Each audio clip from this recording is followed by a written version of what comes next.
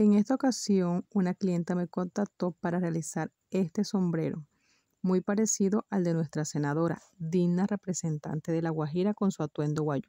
Así que seleccionamos los hilos, empezamos a armar nuestra trenza de 4 hilos y seguimos con nuestra flor del maíz.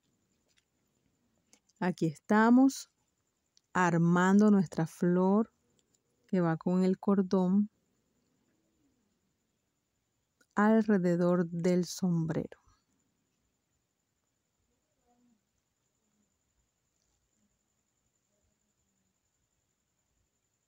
Aquí estamos ultimando detalles, que todo quede bien ajustado para que no se vaya a zafar. Luego lo montamos alrededor del sombrero.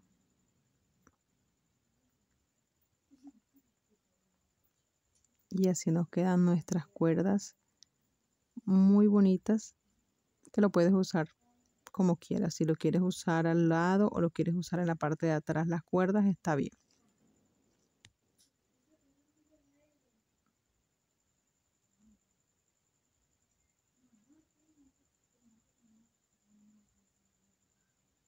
Bueno, así nos quedó nuestro sombrero. Está ya listo para enviar y entregar.